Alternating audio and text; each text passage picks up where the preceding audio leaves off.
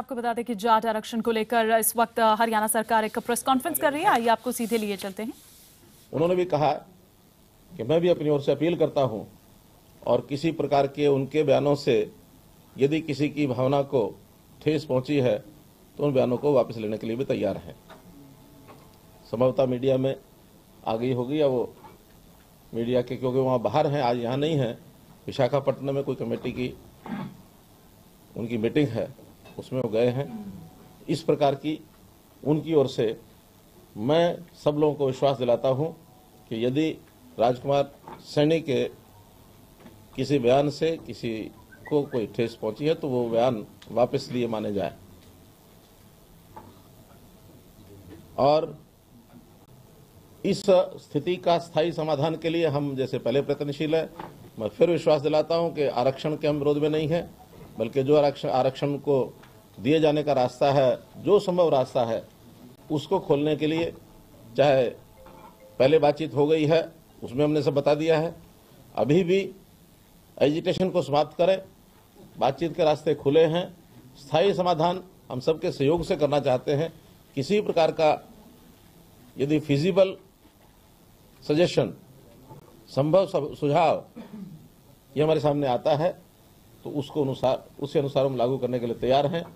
चाहे विधानसभा में किसी प्रकार का रेजोल्यूशन पारित करना हो अथवा बिल पारित करना हो, स्टेट में हर प्रकार के उस आरक्षण को बनाए रखने के लिए जो सुप्रीम कोर्ट ने भी रोका है, उसमें सुप्रीम कोर्ट में भी हम लोग पैरवी कर रहे हैं।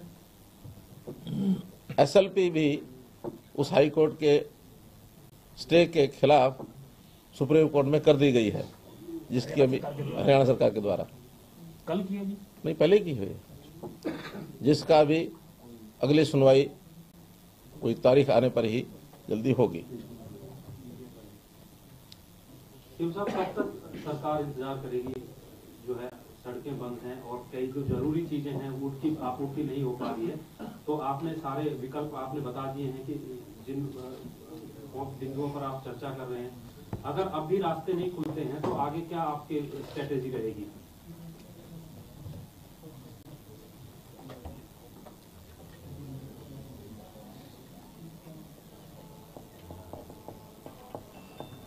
पहली बात, सरकार का अपना दायित्व है कि हम कानून व्यवस्था को हर दृष्टि से बनाए रखेंगे और किसी को भी किसी प्रकार के व्यवधान की छूट नहीं देंगे। हर प्रकार की अपील की है। मैं मानता हूं कि आज की इस अपील के बाद, जो कि विपक्षी नेताओं ने भी सर की है, सरकार ने भी की है, इसका असर आज होना चाहिए और आज ये एजिटेशन समाप्त होना चाहिए, ऐसा मैं मान के चलता हूँ। लेके आ रही है सर, विधानसभा में ये स्पष्ट हो गया है सर आज की बैठक में। मैंने बताया, विधेयक का प्रारूप तैयार करने के लिए हमने एजिटेशन के लोगों को भी कहा है कि प्रारूप तैयार करिए। विपक्ष से भी सुझाव मांगे हैं, उधर से उन्होंने भी लिखित सुझाव देने की बात हमको कही है, लेकिन हम अपनी ओर से, सरकार की ओर से उसका प्रारूप तैयार करेंगे और यदि सहमति बनती है तो अगले सत्र में हम लेकर के आए।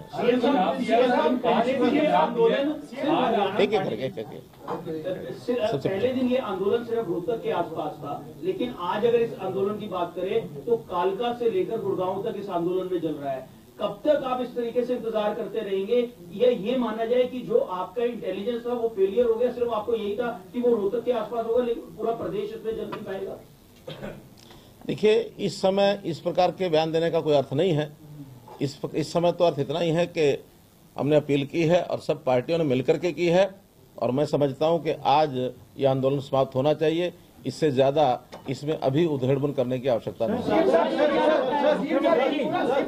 ये आंदोलन है, इस आंदोलन की वजह जाट आरक्षण की जो मांग है वो है, लेकिन सांसद राजकुमार सैनी की बयानबाजी उससे बड़ा कारण है, क्योंकि युवा जो है वो सड़कों पे वो सैनी की बयानबाजी के विरोध में है। और आपने ये कहा कि आप शपथ वापस लेते हैं, लेकिन क्या राजकुमार सैनी की तरफ से वो शपथ वापस नहीं लिए जाएंगे?